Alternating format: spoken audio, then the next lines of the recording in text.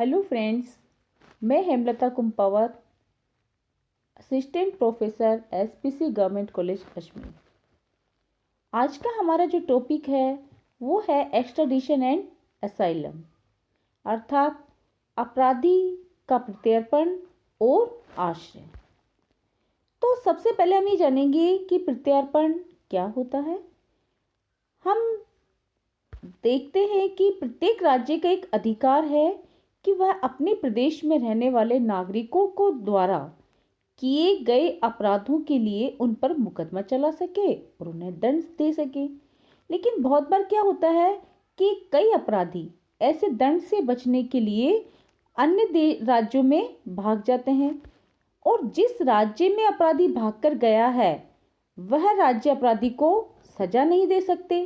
क्यों नहीं दे सकते? क्योंकि अपराध की गुरुता का निर्णय करने लायक ना तो उनके पास कोई गवाह होते हैं, ना साक्ष्य होते और ना ही प्रमाण होते हैं। तो वो बगैर इसके यह तय नहीं कर पाते कि जो व्यक्ति है वह वास्तव में अपराधी है या नहीं है। और यह भी जरूरी है कि अगर किसी व्यक्ति ने अपराध किया है तो उसको सजा अवश्य मिले। तो इसलिए राज्य परस्पर क्षेत्राधिकार विषयक मामलों में सहयोग करते हैं और भाग कर गए अपराधियों को उनके राज्यों को लौटा देते हैं। तो इस प्रकार हम कह सकते हैं कि extradition and asylum are political acts of states and it differ from state to state depending upon treaties, internal and external politics. अर्थात यह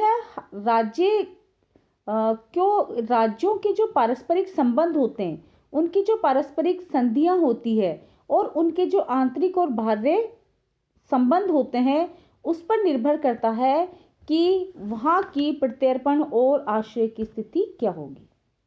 बात करते हैं हम इंट्रोडक्शन की, तो हम कह सकते हैं कि extradition is quite possible for a person to escape to another state after committing a crime in his own state.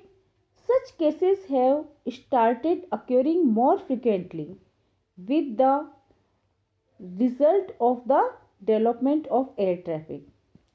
A question arises as to whether fugitive shall be tried in the country where he has fled away or in the state where the crime has been committed.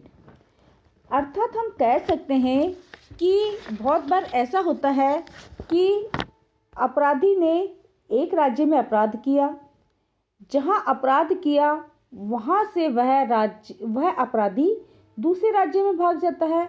तो जहां अपराध किया है वो राज्य तो उसको सजा दे सकता है, लेकिन जहां भागकर गया है वह राज्य, जैसे कि हमने अभी पढ़ा था, तो वह राज्य उसको सजा नहीं दे सकता बिना साक्ष्य और बिना गवाहों के।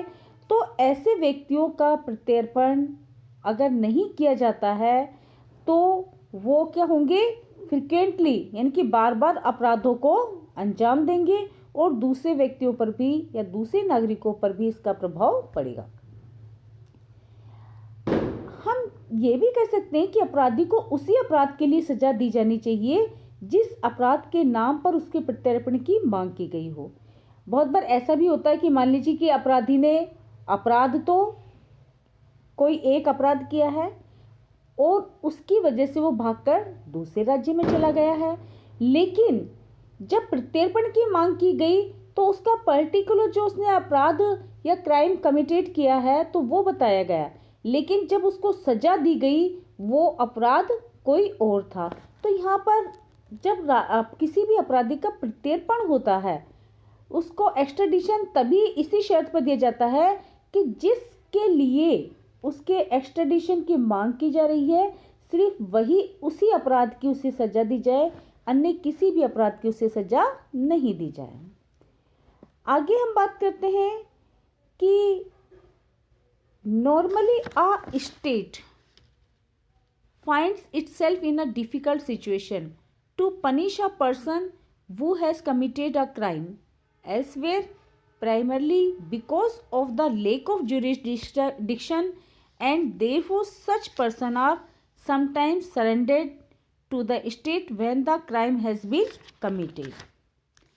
Surrender of a person is opposite to the tradition practice of the states of ground asylum. अर्थात बहुत बार ये भी होता है कि जो अपराधी बहुत से देशों के बीच स्पष्ट तौर पर प्रत्यर्पण संधि नहीं होती है और इसीलिए आज 8% हम कह सकते हैं कि सभी राज्य एक दूसरे के साथ प्रत्यर्पण के बारे में सहयोग की संधियां करते हैं। अब तक दो राज्यों के बीच प्रत्यर्पण संधि न हो तो वे एक दूसरे के अपराधियों को लौटा नहीं कर सकते हैं। अब प्रश्न उठता है कि जो प्रत्यर्पण है वो किस चीज़ से मिलके यानी कि उसकी उत्पत्ति क्यों हुई, कैसे हुई, किन शब्दों से मिलकर ये प्रत्यर्पण शब्द बना है। तो हम कह सकते हैं कि the term extradition has derived from two Latin words ex and traditum. Accordingly, it may mean deliver of criminals, surrenders of fugitives, or handover of fugitives. Extradition may be defined as the surrender of an accused or a convicted person by the state or on whose territory he is found to the state on whose territory he is alleged to have committed of a crime. So the Oppenheim extradition is the delivery of an accused or a convicted individual to the state where he is accused or has been convicted of a crime by the state on whose territory be happen for the time to be time. तो इस प्रकार से हम कह सकते हैं कि इसकी जो उत्पत्ति हुई है वो दो शब्दों से मिलकर बनी है, जिसका सीधा सा अर्थ है कि उन अपराधियों की डिलीवरी जो कि अपराध करके भाग गए हैं। अगर हम बात करें कि जो अपराध हैं वो इस प्रकार होने चाहिए कि उनका जब तक उनके बीच प्रत्यर्पण संधि नहीं हो तो वो अपराधियों को वो करने के लिए प्रत्यर्पण करने के लिए बाध्य नहीं है। अब हम बात करते हैं कि पर्पस ऑफ एक्सट्राडिशन क्या है, अर्थात अगर एक्सट्राडिशन यानी कि प्रत्यर्पण संधि का क्या उद्देश्य हो सकता है। A criminal is extradited to the requesting state because of the following reason. तो एक राज्य प्रत्यर्पण की मांग की रिक्वेस्ट कर सकता है अन्य राज्य से, वो इसलिए कि extradition is the process toward the suppression of crime, अर्थात यह एक प्रक्रिया है अपराधी को सजा दिलवाने की।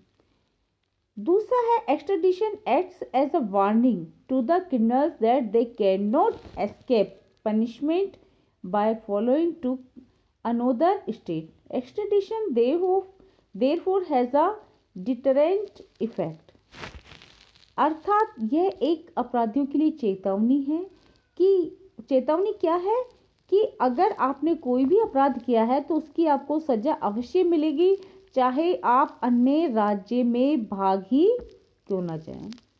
इसी प्रकार से extradition is based on reciprocity, अर्थात जो एक्सट्राडिशन है प्रत्यर्पण है वो है सहयोग, पारस्परिक सहयोग पर निर्भर करता है।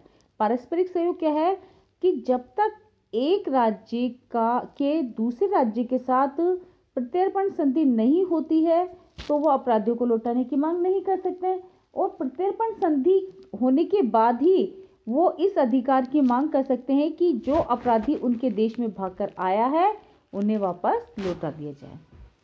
तो इस प्रकार से हम कह सकते हैं कि प्रत्यर्पण संधि द्विपक्षीय होती है। इन संधियों में उन अपराधों का उल्लेख किया जाना भी आवश्यक है जिनके लिए अपराधियों का प्रत्यर्पण स्वीकार किया गया है। धन्यवाद।